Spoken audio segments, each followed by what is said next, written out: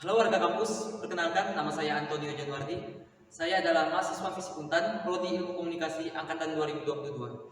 Pada konten kali ini, saya akan menjelaskan mengenai 25 teori-teori ilmu komunikasi. Apa-apa saja? Mari kita bahas.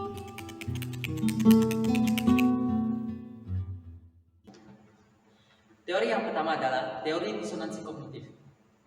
Teori ini membahas mengenai perilaku individu melakukan hal yang bertentangan dengan nilai yang dianut, dan demi mengurangi ketidaknyamanan tersebut, si individu rela melakukan hal yang bertentangan dengan itu. Misal, kita tahu bahwa bermain HP di saat kita fokus kerja itu sangat buruk, tetapi demi memuaskan kesenangan bagi otak kita rela melanggarnya. Baik, teori yang kedua adalah teori peluru oleh Wilbur Sklander, yaitu teori yang membahas tentang sumber memiliki kuasa yang kuat dan menganggap penerimanya adalah pasif dan tidak berdaya, sehingga penerima info tersebut tidak mampu menahan informasi yang disampaikan oleh sumber.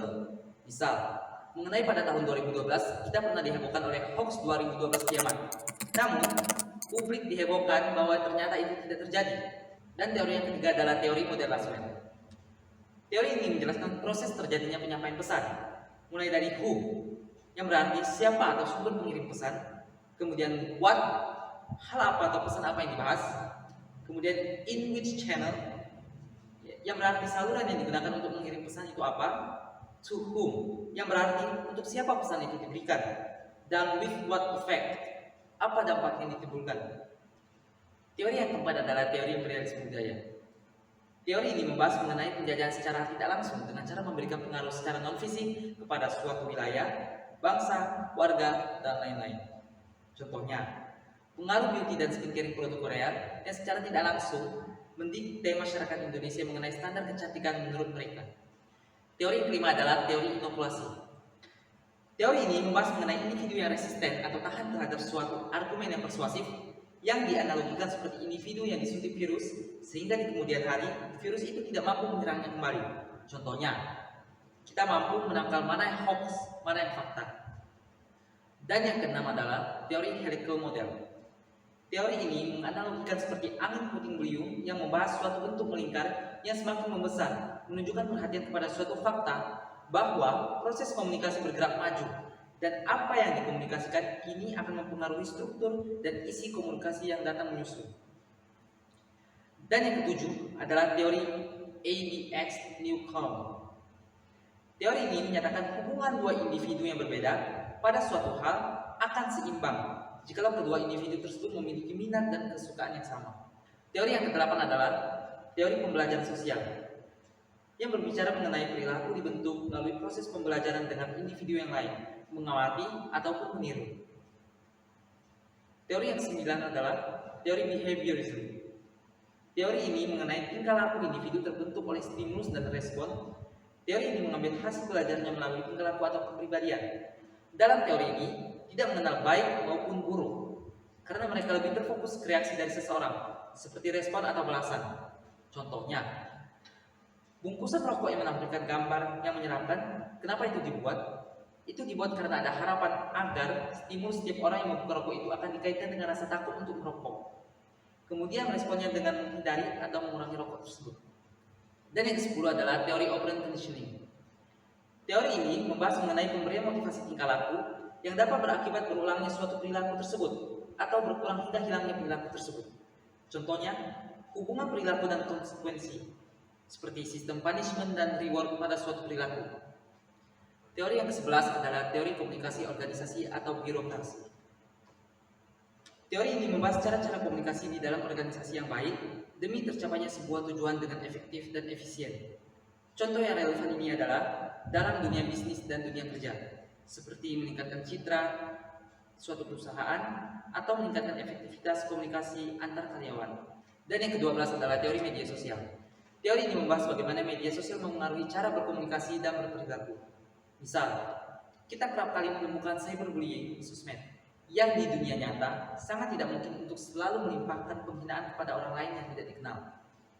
Dan yang ke-13 adalah teori komunikasi persuasif. Teori ini membahas cara-cara untuk meyakinkan orang dalam suatu pesan atau argumen. Sebagai contoh, teori ini dapat diterapkan dalam konteks pemasaran dan iklan. Misalnya, iklan dapat dirancang dengan menggunakan strategi persuasif dengan tujuan meyakinkan orang untuk membeli produk tersebut. Dan yang ke-14 adalah teori konstruksi sosial. Teori ini menekankan bahwa realitas sosial dibentuk oleh interaksi sosial dan bahasa. Misalnya, ketika seseorang memposting gambar atau status di media sosial, orang lain dapat memberikan tanggapan atau komentar yang kemudian membentuk persepsi atau opini orang lain tentang topik tersebut. Dalam hal ini, interaksi di media sosial dapat membentuk realitas sosial yang berbeda-beda bagi setiap orang, tergantung pada bagaimana mereka mempersepsikan dan memaknai informasi yang diterima. Dan yang ke-15 adalah teori agenda setting. Teori ini menjelaskan bagaimana media massa mempengaruhi apa yang dipikirkan oleh masyarakat dan apa yang menjadi perhatian mereka, sehingga menentukan isu mana yang penting bagi publik. Dan yang ke-16 adalah teori uses and gratification. Teori ini menjelaskan bahwa individu menggunakan media massa karena kebutuhan dan keinginan mereka sendiri.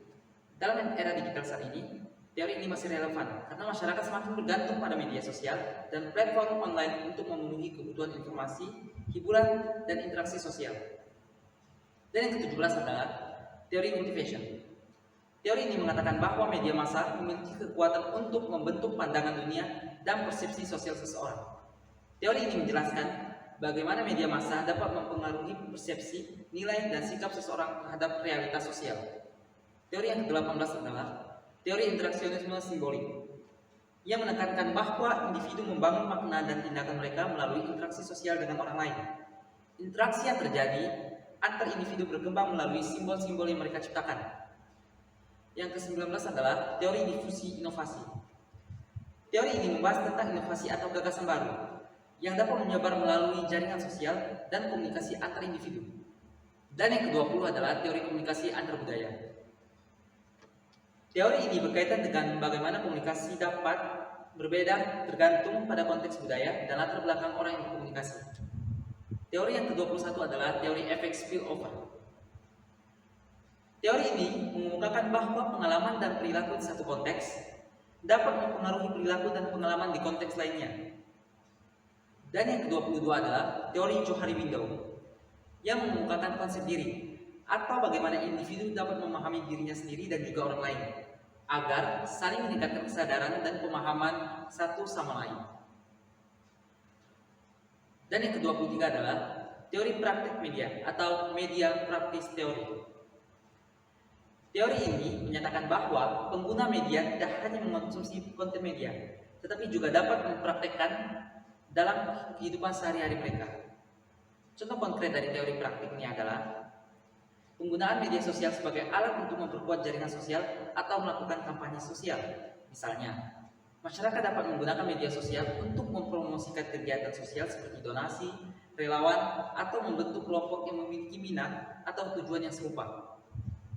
24. Teori perubahan sosial atau social change theory.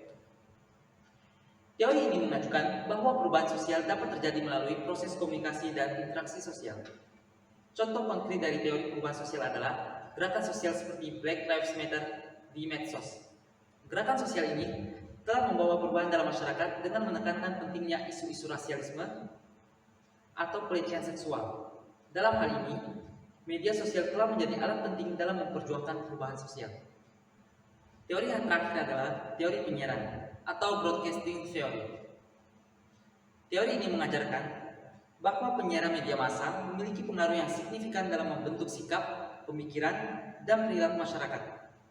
Teori ini sangat relevan dengan adanya industri media besar dan berkembang pesat di era digital seperti stasiun televisi, radio, dan platform streaming online. Sekian penjelasan dari saya ucapkan terima kasih. Adios.